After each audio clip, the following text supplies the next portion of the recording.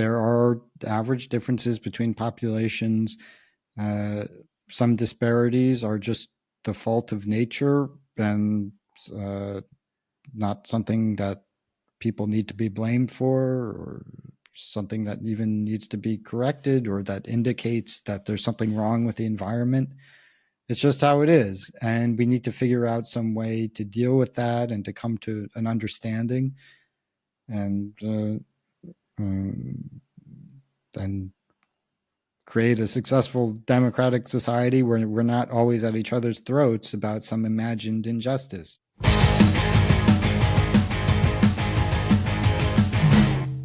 Hey everybody, how you doing? Welcome back to the Another Nobody podcast with me, your favorite nobody, Travis Myers.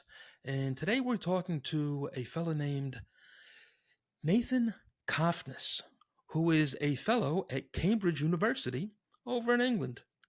Very, very smart guy who's going to talk to us about IQ and IQ testing and intelligence in general.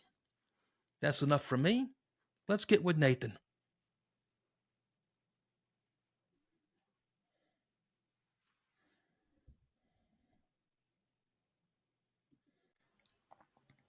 Hey everybody, how you doing? I am here today with Nathan Cofnas, who is a fellow of, and you're going to help me out with this, Nathan. You are a fellow Okay. at Cambridge University, okay, and your That's right. specialty is the philosophy of biology. Do I have that correct? That's right. All right, cool. And today we're going to talk a little bit, we're going to talk a lot about IQ testing, the importance of it. Obviously, we all know that intelligence is very important, but there's quite often a debate over whether testing for intelligence is important. And I know you and I kind of both agree that it is. Indeed. Now, what is intelligence? Doesn't seem everybody seems to have their own opinion about that. Somebody might think it's your ability to do mathematics. Somebody might think it's your ability to read other people's emotions or to get along with people. Somebody thinks it's the ability to talk well or to write well. I'm a writer. I think the most intelligence is somebody who can write, and so, or somebody who values something else, the ability to play, be a great quarterback. That's what intelligence is. Yes. So how would you investigate this scientifically? Well, just leave aside the word intelligence or whatever you think intelligence is, and let's just think of some objective measure we can give people. So I come up with a test where I give you, let's say, a question like 1, 3, 5, 7, 9.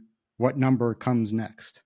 Right, and okay, I figured out the pattern is you keep adding 2, right? So I go to 11, or I say I can make it a little more complicated. 1, 2, 4, 7, 11. Okay, well, what's the next one? Oh, so I add one more to each number than the previous one. So I figure out how now I add 5, right? Or I give you numbers to memorize and then repeat back to me. So I say 7, 6, 2, and then do you remember that? Okay, 7, 6, 2, or can you reverse the order? So that's the reverse digit span test, and then I can increase the numbers and then see how many you can memorize. So everybody will vary in whether they can memorize, how many digits they can memorize. So I can come up with a bunch of questions like this, and I can also come up with similar questions using words. So I can give you analogies. A is to B, a C is to D, right? Where if you know the meaning of the words, then there's an objective answer to how best to complete the analogy. Or I can give you shapes. And I say, if you rotate this shape, will you be able to fit it into another shape? Yes or no. So there's an objective answer to that question. Now, are is your ability to answer questions like this intelligence? I don't know. Some people would say it's intelligence, some people would say it's not. But whatever. It's a cognitive test that has objectively right or wrong answers. So what happens when you give people a battery of tests like this? So some of them are mathematical, some of them are verbal, some of them are spatial. You come up with a very interesting finding, which is that your score on all of these on all tests in different areas are highly correlated with each other. So some people are better at math, some people are better at verbal skills, some people are better at rotating shapes. But if you're good at one, you're probably going to be better than average at the others. Yes. So people think, oh, well, I'm good at math, or I'm good at, writing, uh, and I'm not so good at the other things. But usually if you're good at one thing, you might not be as good at the at other things, but you're better than average.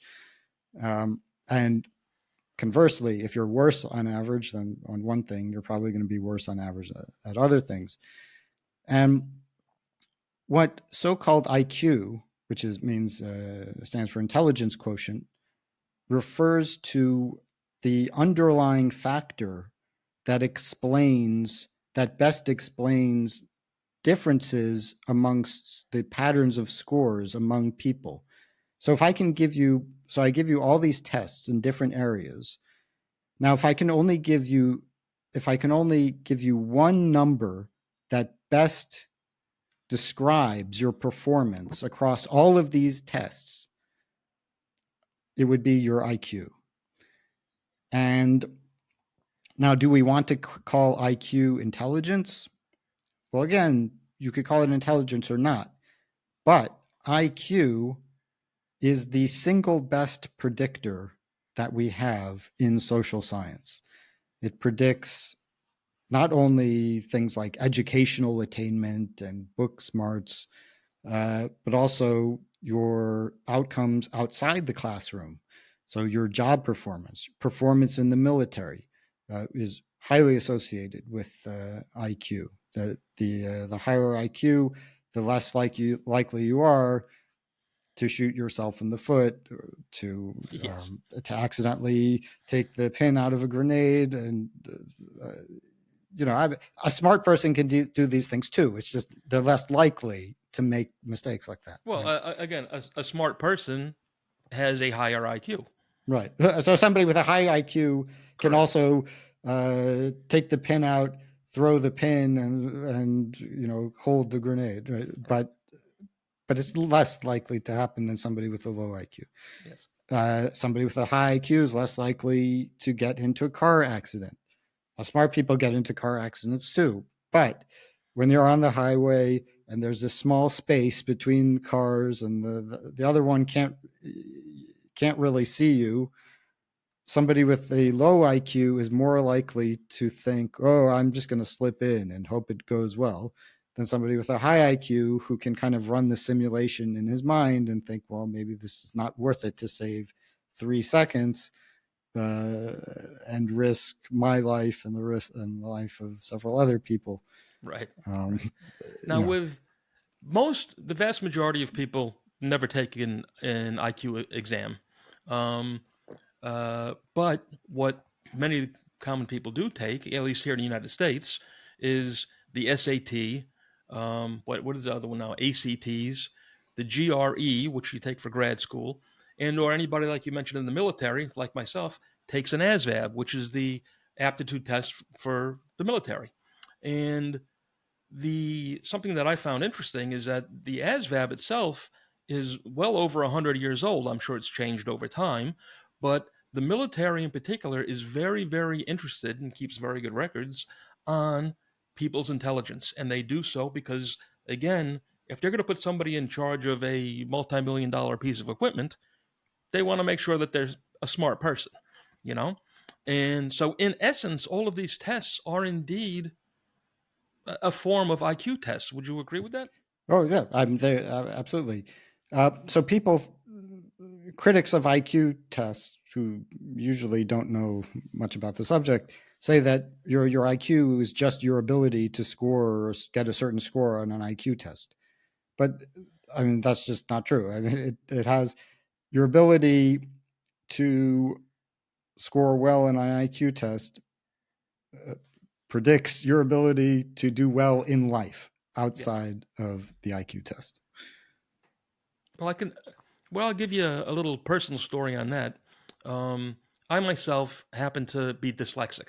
Okay, and my mother, bless her soul, um, worked really, really hard to make sure that I could read. So much so that when we lived in New York City, we moved from 11th Street on the west side all the way up to Yorkville in the East 80s and 90s. We had a couple of different apartments up there, and she did so that I could have. There was a better program for me to learn, which was, I mean, I was a terrible student. I was a very, very truant student.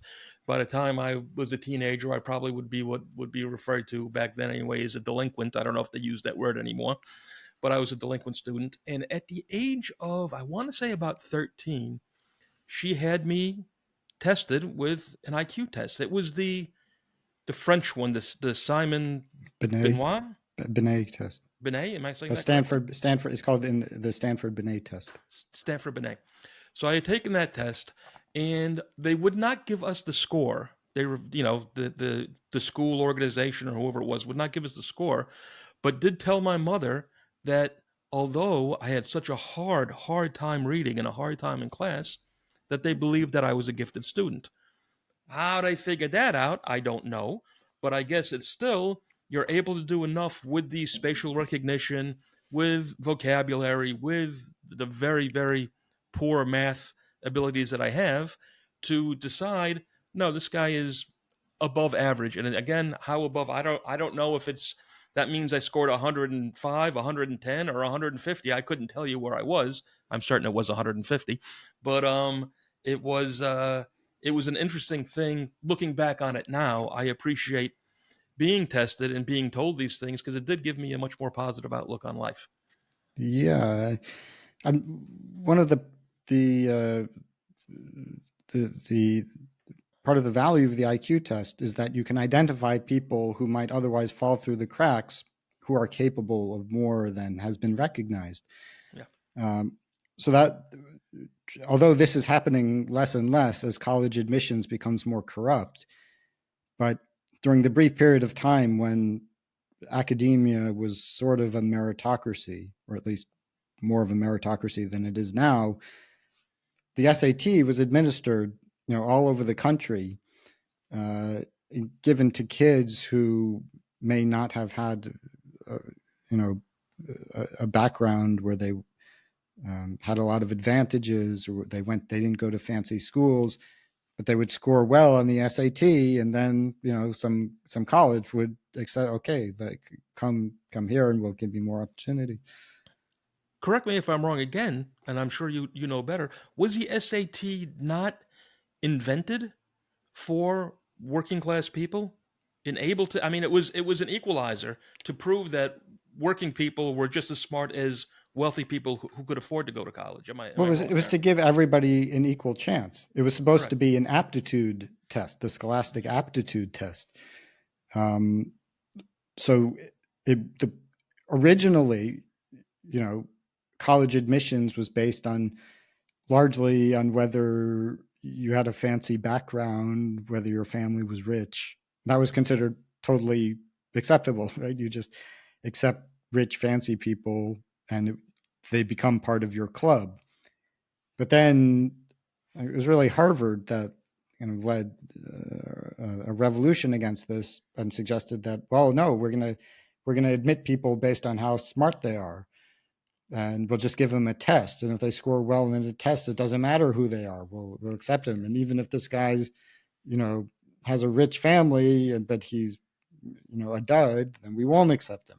And uh, so uh, that had profound effects on American society, because Absolutely. I mean you took all these people who had grown up on a farm or something, and but they happened to be endowed with some special intellectual abilities. So they were scooped up, and um, yeah.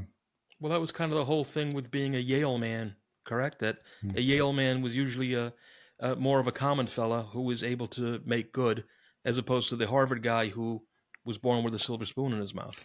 Yeah. I mean, of course, it's always, all things being equal, people who come from a more privileged background have always had a leg up, right? Well, it only makes Uh, sense because they've had a better education to begin yeah. with. But Um, yeah, but at least there were opportunities that were, historically very unusual for people who didn't have that kind of background. If they just got a score on the test, they're all taking the same test. Um, uh, and tutoring actually doesn't do that much. Tutoring will, after like the first 90 minutes of tutoring. So if you get 90 minutes of tutoring or kind of any practice, that will significantly increase your score on one of these standardized tests, just because you learn how the test works. Like, sure, if you show up for the test and you don't know uh, that and the concept of a multiple choice test is new to you, and you don't have like a strategy for answering the questions, like if you're not sure which one it is, then you can benefit a lot from some very simple instruction. But intense tutoring doesn't have that much of an effect on, at least in the studies that have been done. Uh, right. Well, that's kind of back to the education has nothing to do with intelligence kind of argument, where if you are truly intelligent, or rather, if you are not intelligent, the education won't help you in the long run anyway. It may oh, it's add, you it's may add wasted some on, yeah, points. it's completely wasted on you. Although it may give you like a social advantage. So if Sure, people are, ooh, you got into Harvard, like, right. wow, Harvard Well, grad. funny. Now, How ironic. I don't want to cut you off, but how ironic is it? Harvard, which you just mentioned, was the one who invented and instituted the SATs, right? And at the same time is the probably the biggest leading university who is now rejecting Asian students because they have too many Asian students who pass the well, SATs. all elite colleges are doing the same thing. Right, Uh, if if they would just accept students based on, grades and test scores, it would be uh, way more Asians, and the black population would sure, fall to levels that would be politically unacceptable. right, I mean, I we can talk about this later, but I got in trouble just for saying the number of how many black students there would be at Harvard. right. This is according to Harvard's own internal study. If Well, that's the thing. admissions were You based, stated, I read something about this, and you stated their study. yeah. So, but this was totally unacceptable for certain people. Right, Um, but yeah, the undergraduate population would be about 0.67% black right. if if admissions were just based on that. So, you need affirmative. If we're not willing to accept that, then we need some kind of affirmative action. But in general, college admissions has always been a little corrupt, but it's gotten really corrupt, and Yes, they're just admitting people who really have no business getting an elite education.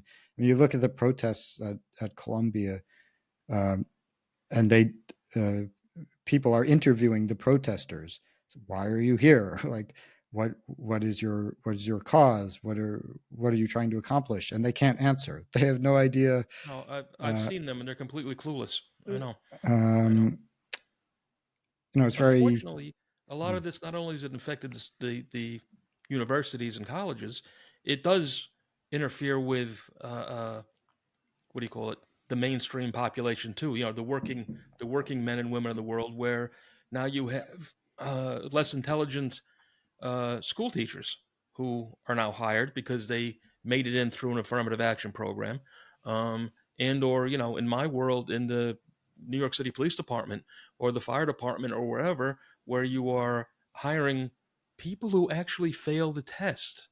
And people, I know people are going to write in about this conversation, Nathan, but it's the truth. There are people who now have a gun on their hip, okay, and are able to arrest people who did not pass the exam and are let in. And or the same with the fire department, people who cannot pass the physical fitness and or written exam who are allowed in because they are women and or minorities. And I have nothing, I'm not beating up on the women or minorities. I'm beaten up on the fact that these individuals did not pass the exam.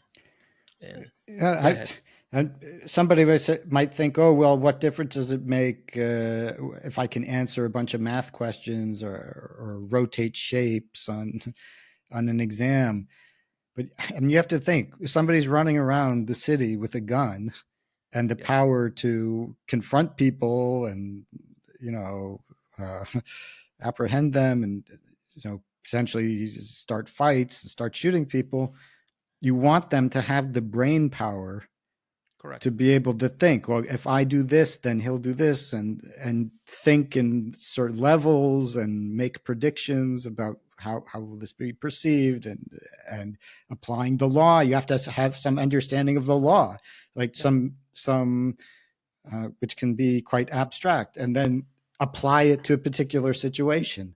Somebody with a low IQ is going to be making more trouble than he prevents. yeah, and we're talking about extreme circumstances, but it's the truth. Police officers, in particular, have to make split-second decisions immediately. They have to be able to think on their feet. They have to be able to think quickly.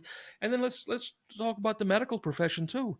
Where you have doctors and surgeons who are making life-altering decisions.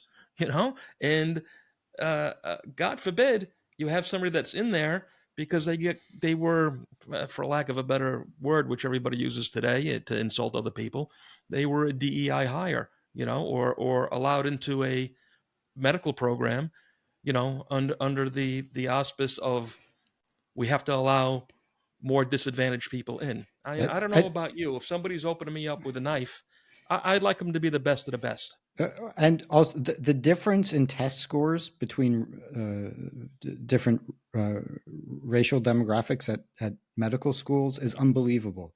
There's an unbelievable gap between blacks and then whites and Asians. Yes. So you can get a black person can get a score that would be totally disqualifying for the member of any other race, and he'll be admitted to medical school, and then he can become a doctor. Uh, Now, uh, this is not my understanding. This is not my vision of justice. No, not People, by a long shot. And the thing that I think is so very, very sad is for the, black man or woman in particular who is very, very intelligent, much more intelligent than I could ever ascribe to be, who is in medical school, who is a doctor, who is a lawyer, who is wherever they land in life, okay, will now constantly you know, be looked down upon as possibly being an affirmative action hire as opposed to truly deserving to be there, you yeah. know, which I think is Well, really, really unfortunate and unfair. that isn't that is unfortunate. Um, but we're talking just to face reality. Like in many positions, it is just a statistical fact that the majority of members of certain groups are there for DEI reasons. Um, if you look at Harvard, right, according to Harvard itself, without affirmative action, the black student population would be 0.67%. What it actually is 14%. Hmm. So it's just the vast majority are there for reasons other than, you know, qualifications. So So not only are they um, quite likely did not pass the entrance exams to enter Harvard, but they're also above the national average slightly above the national average of blacks in the nation to begin with. Well, I'm like They're even being overrepresented, is what I want to say. even having an IQ of 130, like in a theoretically, if it were like a real meritocracy and all the smartest people go to Harvard, which is a bit not a kind of an exaggeration of how it would work in reality, but if you're just selecting people based on general intelligence in the American population, even an IQ of 130 would be too low. So Wow. I mean, you're talking about, so that's the top 2% for the white population. Right. And for the black population, that would be um, like one out of, I can't remember the exact statistics, it'd be like one out of 1,000 or something. A very, very small number. Um, And this is why Asians, and in particular Chinese, are so. Well, I don't like this. I don't like to use the word overrepresented. They're overrepresented as far as population, but not as far as intelligence. yeah, well, East Asians are interesting. Their IQ is very slightly higher than the white average, but they outperform whites at the same IQ level by a tremendous amount. So a um, a, a Chinese guy, a Chinese American with an IQ of 105, which is kind of below average for a college graduate, Hmm. has life outcomes that are like associated with an IQ of 10 to 15 points higher for a white person Yes. because they have um, this determination, this ability to focus and Well, here's study. another point, and I'll bring this. Well, you're bringing it up, but I'm going to add to it.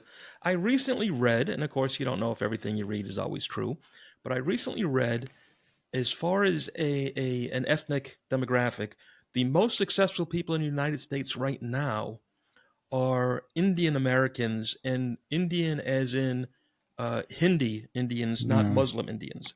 Okay, and the Chinese Americans fall in number two. I mean, they're both doing very, very well, but they fall into number two. Okay, and from what I understand, and I actually believe myself, is it has to do with the nuclear family that surrounds them and everybody encouraging them to do well, making sure that they are educated, the fact that they drink less, do drugs, spend less time doing playing video games and or sports and things like that, and put all of their efforts into their studies. And then back to the family thing, where they want to remain in a family. In other words, they live very, very clean lives. Would you agree with that? yeah. Although it's not clear what is the direction of causality. I mean, is it they have this genetic disposition for intelligence, studiousness, and clean living, um, and that's so the way their parents treat them is just kind of genetically influenced by genes, and then their own studiousness is also an expression of the genes. It's not because of the way the parents are treating them. So let's say if I took some uh, a huge percentage of the Indians in America are Brahmins. You know, of course, there's a caste system in India, Yes. which are composed of genetically somewhat distinct groups, um, and it seems to be that the Brahmins have the best outcomes. A higher caste in general have better outcomes. So you take uh, a Brahmin and let's say he's adopted at birth by a white family. Now, I don't think there's been a transracial adoption study with Brahmins, but they have done transracial adoption studies with African Americans and white Americans, and being raised by a white family doesn't have much of an effect on long-term outcomes. So Interesting. if a black kid is born and then immediately given for up for adoption, raised by middle class white family, uh, by the time he's an adult, his IQ is about 85 on average, and he So you just don't you don't you don't buy into any sort of nature nurture situation then. I mean, or it doesn't not, correlate with your studies? it do, it doesn't matter that much at the parental level. Like how you treat your kid matters because you have a relationship with them, and you know they have memories of how you treat them, and so it matters for that reason. But like your parenting style, um, like whether you read to your kid a lot or whether you make him do his homework or don't let him watch TV or whatever, those kinds of things, there just isn't evidence that they do much of anything. Hmm. Uh, so I would be skeptical of the idea that there's something special about parenting style or culture among Chinese or Indian Americans that explains their success. I think it's mostly just that's just how they are, and Brahmins are somehow they underwent selection probably for religious study, like their status within the community for thousands of years was uh, related to their ability to memorize and write and make commentaries on religious texts. And over the thousands of years, it just made them. Okay, so if It I was gave them a little edge. to back it up then to our just a couple of minutes ago, where the Chinese fellow you mentioned who has an IQ of 105, and the average white man who has an IQ of 105, okay, the Chinese man will be more successful because he puts in the hard work, not because he's more intelligent. Well, there's And he's not. that is a family trait. Well, this. Well, it's his working hard though. He might work just as hard even if he was raised by you know adopted by a white family who's kind of an average white family. Doesn't work that hard, Yeah. or is just compared to an average Chinese family. It's just his. Now, why Asians are like this is an interesting question. Um, there's this um,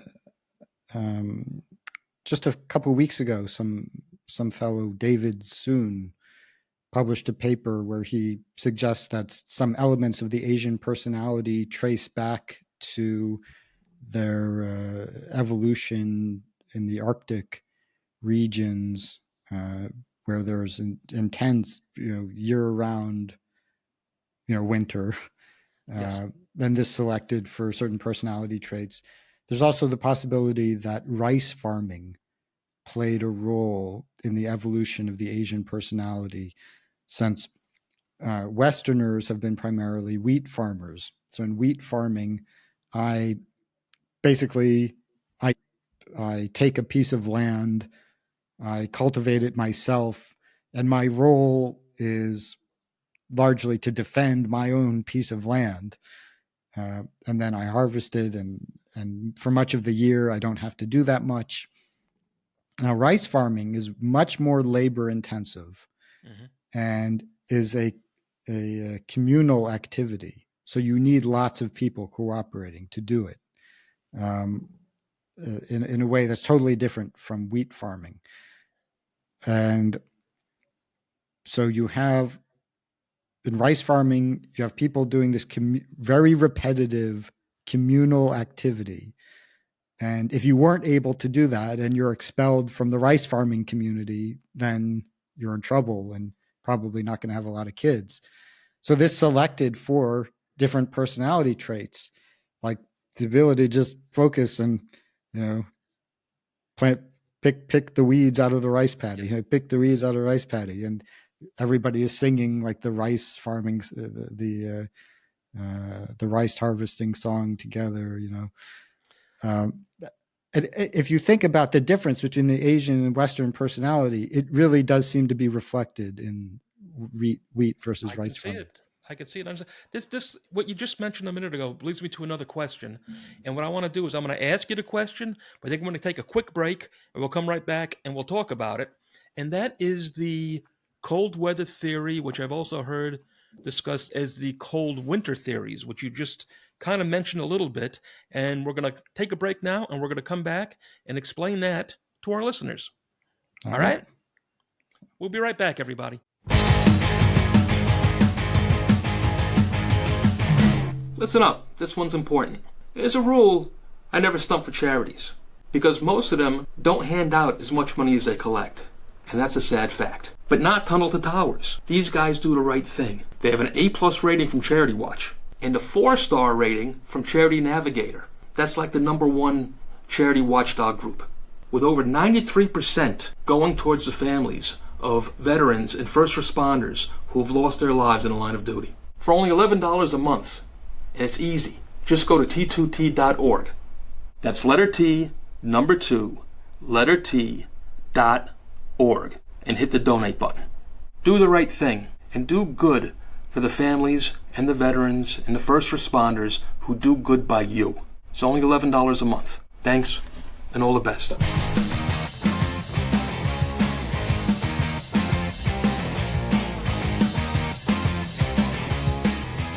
Hey there, true crime fans. Let me introduce you today to the Cold Case Initiative. The Cold Case Initiative is a foundation that donates money to smaller police agencies all over the country. It does this in order to offset the costs of scientific, forensic, and DNA testing with the hope of solving cold case homicides and other horrific violent crimes that otherwise would remain unsolved.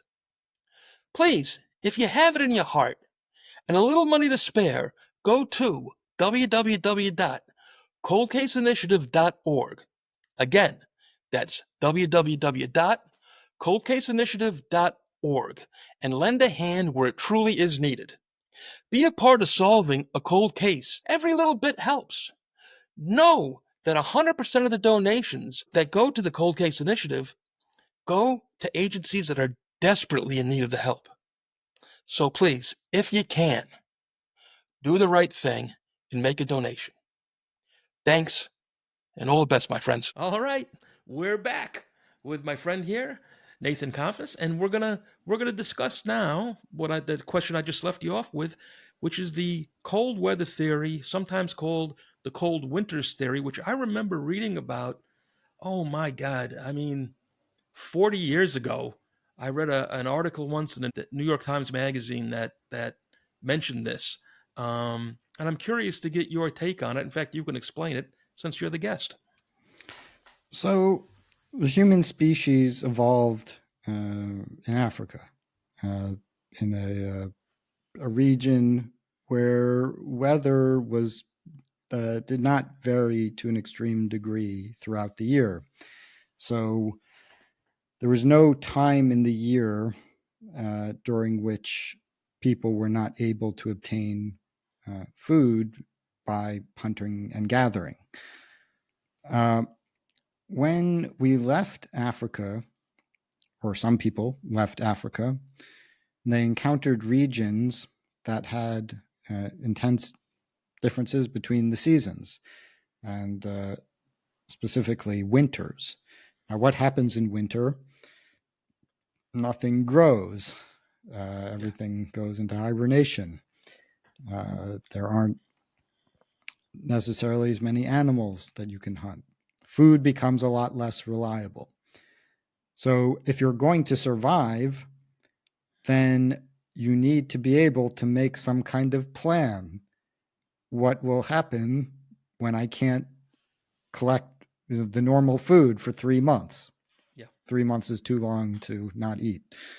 So I can store it in some way, find some alternative source. It creates an intense selection pressure for populations that are subjected to winter. And particularly, it makes cognitive demands on them that were not faced by those people who stayed in Africa. Now, there's a theory that this is at least one of the factors that caused the non-African populations to evolve higher levels of general intelligence and possibly personality traits like what's called low time preference. So I'm willing to trade uh, something, a benefit now for a greater benefit in the future. I'm not going to stuff my face now Well, if I can. it's the old delayed gratification. Uh, You know, those uh, who are willing to work and save will, you know, do better in the future as yeah. opposed to spend it now. So this is we measure this with the so-called marshmallow test in children. I say I can give you one marshmallow now, or I can come back in 10 minutes and I'll give you two marshmallows. Yes. So what do you want? Well, a lot of kids just say, just give me the marshmallow, and others, well, okay, I'll wait. Even if you leave the marshmallow in front of them, it's a quite difficult task. Don't eat it, but I'll come back in 10, 15 minutes and you'll get two. Now, a lot of kids, either they eat it immediately or 5 minutes, 10 minutes, they can't wait anymore. Yes. Now, the sooner you eat that marshmallow, then the less time you can wait for the two, the worse the worse you do in life. Like, Yes. so, 6-year-olds who can't wait for the two marshmallows, they also are more likely to end up in jail and, uh, you know, making all sorts of bad decisions.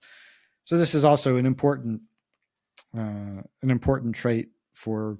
Now, it was in certain environments it was much less important, and so it wasn't selected for to the same degree. Um, so But you can that's see that and again, correct me if you think I'm mistaken there, but even in Eastern Asia, okay, China and Japan, where it is cold, tend to have done better as nations than, let's say, Cambodia and Laos in the south. yeah. Would you That, agree? so when we talk about high Asian achievement, we're talking about East Asia, China, uh, Japan, Korea, and then the Yes. other countries that are populated by those Again, where it's people. cold. Yes. When you get, Now, when you get the I'm thing is, sorry. a lot of evolution. This evolution took place, tens of thousands of years ago. Hmm. Um, so, I mean, all of these populations have higher IQs than um, African countries, but there was something else, I think, besides winter by itself that caused East Asia to pull ahead, and also Europe to pull ahead. I think that was probably had something to do with farming and the Malthusian conditions that were associated with that, intense selection pressures to Hmm. be able to keep up with the intellectual demands of farming. Um, but what might have gotten the process started was winters. Problem. Okay. Now, we'll just, and I hope you don't mind talking about this, but we discussed a little bit before. Now, everything that we're talking about here now is fact. We know this, correct? However, it is so very, very unpopular to talk about, and it is now. You are currently going through again what I call it a cancellation process in Mm. Cambridge University, where you now work. Well, I prefer to call it an attempted cancellation An attempted process. cancellation. I All well right. I don't um, I think it's dangerous to embrace the word cancellation for oneself, as we were talking about before, Yeah. because I'm here to stay. I'm here to fight it out. I'm in it for the long haul, so I'm not going to be canceled. But there are people who would like to get rid of me for for talking about these things. Yes. Academia is supposed to be the place where we question everything and we talk about all sorts of dangerous ideas. But that's I mean that's laughable. Academia is the last place where we can talk about these things. Sadly, Um, the case. It is the case now, which is heartbreaking because we, the common man, look to you. We look to you you know, to enlighten us and to do the scientific, to do the empirical work, to, figure out these things and to know what is truth and what is not. And they're fighting you on simple truths. And might I add too, what they're doing to you, there's nothing new about it. All right, because what was it? Help me if I can think of this fellow's name here. I got it written down. Was what there was Bob Sternberg and Howard Gardner. Are those the correct names, right? Who got no, no. I'm sorry. I'm Herrnstein getting and I'm getting Murray. I'm getting ahead of myself. I apologize. Who do I want to talk about here? Herrnstein and Murray wrote the bell curve, and They wrote the bell curve, Arthur and Jensen. Jensen in 69, that's what I wanted to Yeah. bring up was Jensen in 69. All the way back in 1969, you know, when I was, what, 4 years old and you weren't even thought of yet, you know? And, they were arguing this point back then, what they knew to be fact. And then, of course, yes, the bell curve came out in 94 or 96, not quite sure. And again, it seemed to shock the world. But don't you think that the goal of science and education should be is to try to find the truths and then help to correct these truths to make them better for people that need the help. Well, theoretically, but in reality, there's an ideology that says everybody is the same, or at least all groups are the same. And that's just a principle of morality that we're Yes. not allowed to subject to scientific critique. And if anybody questions it, then they need to be shut down. It seems to me that it's that the denial of the truth and or facts is immoral, not only because you're denying truth, but because the people who need the most help are now no longer getting it. Yeah, I think that's certainly true. Although I like to highlight um, the harm done also to to white people who are blamed for Yes. these outcomes, because there's this kind of cultural thing where our we always like to find how something hurts like the minorities, right? And of course that's important to consider that, like, how does this affect black people? What are the harms that it could cause black people, that they're not getting help that would otherwise benefit them? But also just blaming white people for something that they may not be responsible for, which are racial disparities. That's also wrong. uh, Oh, of course. then telling kids that they've got white privilege and that they have something to answer for because of their white skin, and because white people have created this white supremacist society that causes blacks to be in a certain condition, and therefore they should be discriminated against. Even Asians should be discriminated against, who had Yes. even their ancestors had nothing to do with any of this. Well, Uh, that's one of my new favorite ones when it comes to, again, Asians, be they, Chinese, Japanese, and or Indians, are, well, what's the new word now? They are white adjacent, you know, which is again a ridiculous thing that I can't quite fit into my yeah. head, but it's a way to tear them down. I can't think of anything else but jealousy. Why would you be angry at a minority who is doing a minority group that's doing well for themselves? But I mean, it's particularly absurd in the case of like Chinese immigrants whose kids, are doing well enough to go to these elite high schools, Yes. the elite public high schools. Hmm.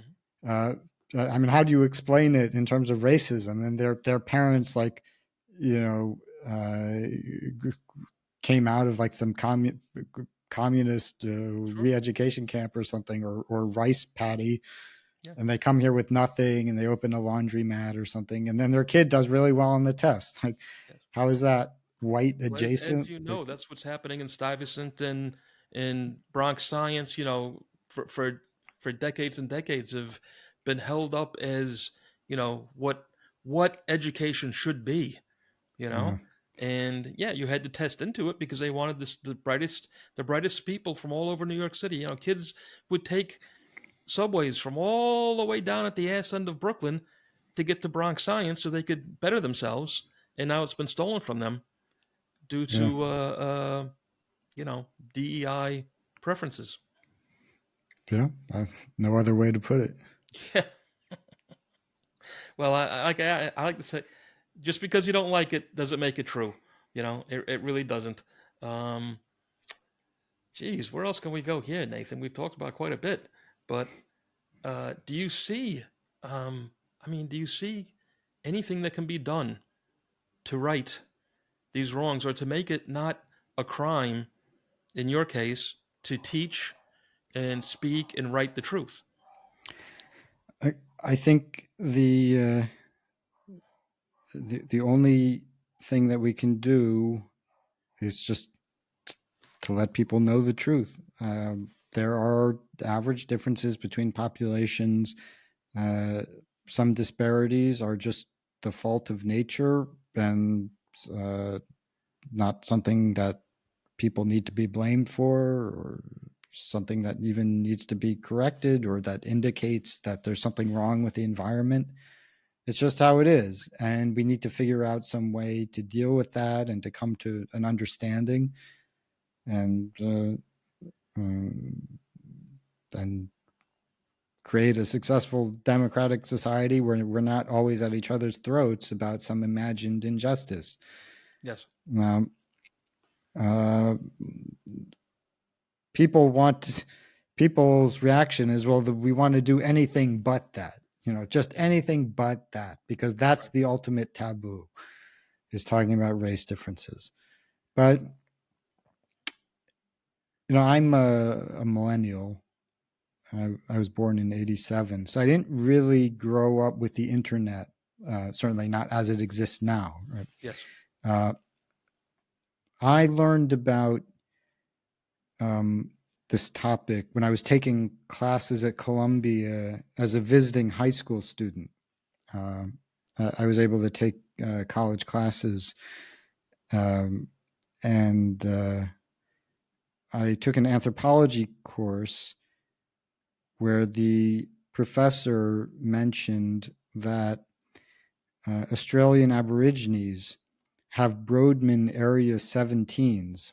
That's a region of the brain in the back of the brain that's responsible for vision. They have Broadman Area 17s that are 30% larger than they are in Europeans. And he says, does that mean there's less room for something else? I don't know. Um, when he said that, I realized, something is up here. I Yeah. think I haven't been, because I was told this nonsense about, there hasn't been enough time in order for populations to diverge, which is just complete nonsense.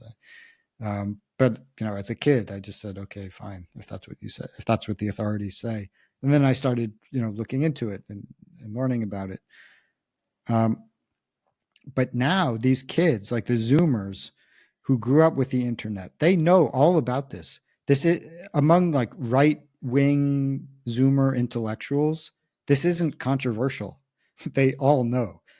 Uh, Now, some of them have, misinterpretations of it, or they take it in directions that I don't agree with. But the basic facts that there are these significant IQ differences among populations is now really well known Yes. among a large segment of the right and even the left, or the smaller number on the left. But uh, I don't know how much longer we'll be able to keep people from talking about this in the mainstream. Now, you can't talk about it in like establishment right wing outlets like National Review or American Conservative, because the gatekeepers, who are not Zoomers, don't like it, so they're going Yeah. to put a stop to it, right? But once the next generation starts taking over these institutions on the right, I think we might start seeing more honest discussion. Like I don't see how it could be otherwise, because if everybody knows and everybody knows that everyone else knows, like at a certain point we're going to have to talk about it. And then Well, uh and again, back to what I inferred, if I did not right say it before, it seems like knowledge, no matter what the knowledge is, but what we're talking about today, can still be used for good. Knowing these facts can help educators educate. We can find ways to help people live better lives, you know, be it with much like the army does with the ASVAB. They know what jobs are suited for certain people, what but as the colleges do, who's going to fit into these classes and who don't. And the denial of these facts, in my opinion, hurts the individuals, the less intelligent individuals, more than helps them, because they will apply for jobs that they cannot get, and or if they do get them, are terrible at. They will apply for colleges and waste thousands, hundreds of thousands of dollars on education, okay, and years of time for jobs that they will not be able to perform correctly or professionally once they're done.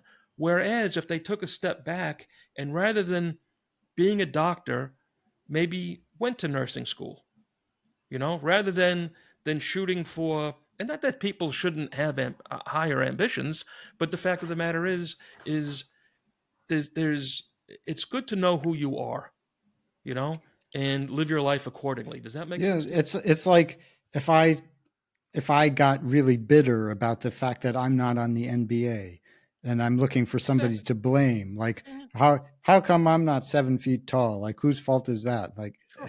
like that's not a good way to live. But you know, I saw this case recently. Some teachers in New York um, sued because they said the qualification exam to become a high school teacher is racist because they certain groups were not passing at the same rate as other groups, and this guy who I think struggled with basic literacy um, won his case, and so he would be able to be a teacher. But it doesn't make any sense. Like he can't, he doesn't know anything. He can't teach. Exactly. He can't teach, but he seemed to be very pleased with himself. So Yes. I don't know. I mean, I guess from his perspective, it's better that the city pays him to stand in front of a classroom and who knows what he's going to do.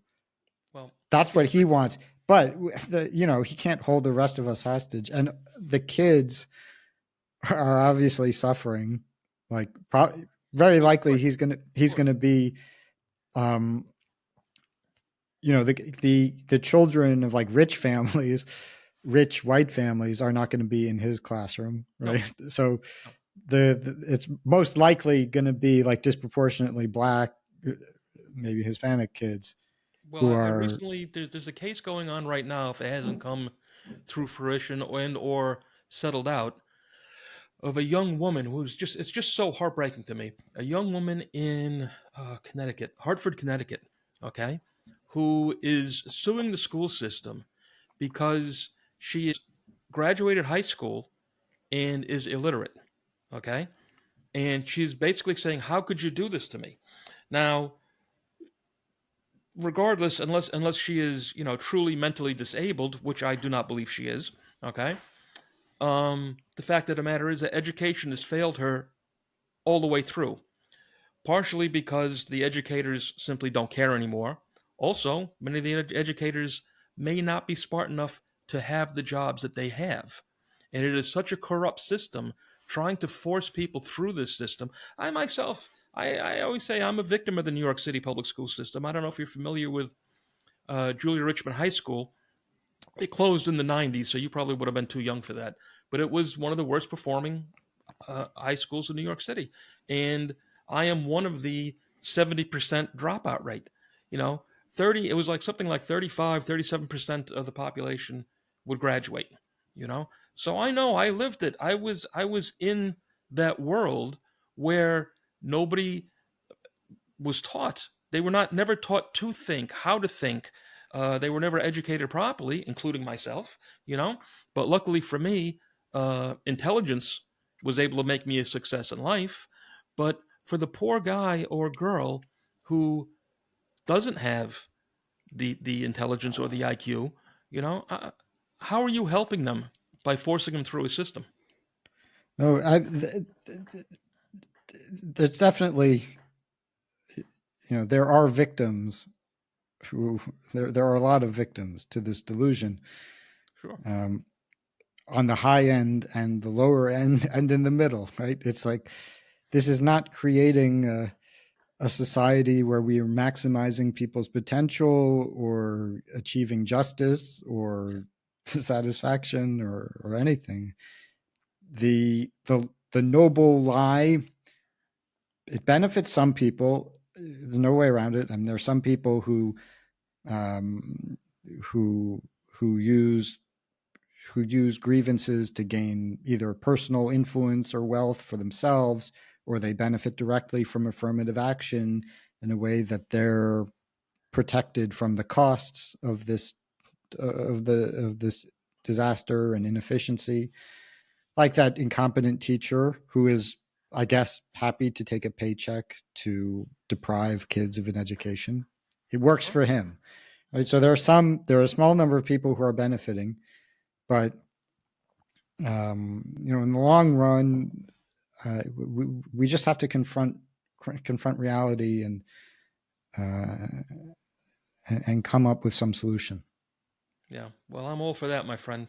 We have to come up with some sort of solutions, and lying never is the answer.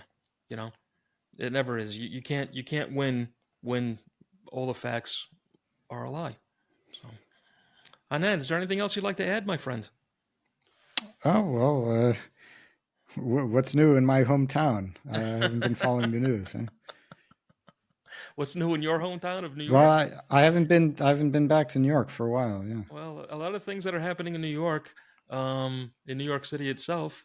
Although it doesn't, again, the news is always makes it bigger than it is. Well, you know about the problems, at Columbia and throughout the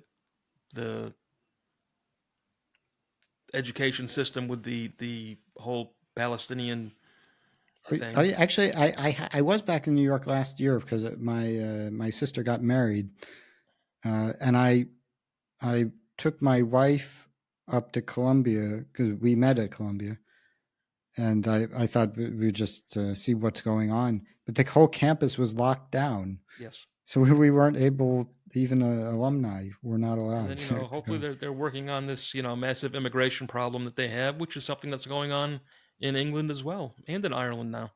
you know. Mm, So there's a lot of that, sadness going on, again, on a totally different subject, but quite often built on lies. So mm. lies and misinformation. Well, let me know when it's safe to come back. Yeah. Oh, it's definitely safe. Come on back anytime you want.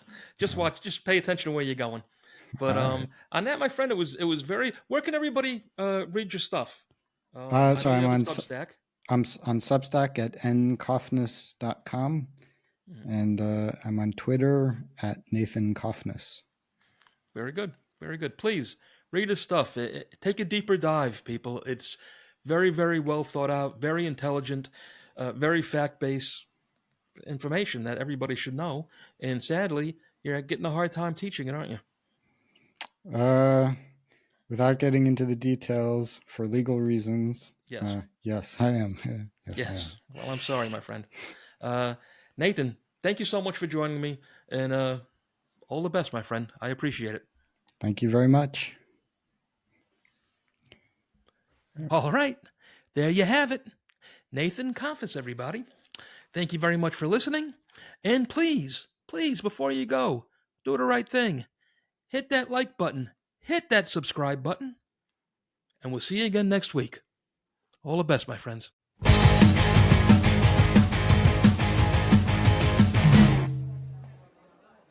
Hey, how you doing? Another nobody here, Travis Myers. This one's going out in particular to all my drinking friends out there, because I got a new favorite thing, and it's called Shanky's Whip, and it is magical. It's Irish whiskey mixed with a little caramel, a little cream, a little vanilla, and it's heavenly. What more can I say? I suggest you pick up a bottle. You can have it as a shot with a cold beer, like I like. On the rocks, it's great. Mix it with a little cola. I promise you, you're going to love this stuff. Next time you raise a glass, think of me, another nobody, Travis Myers. Hey, do the right thing. Hit that subscribe button so you don't miss any more of my nonsense. All the best, my friends.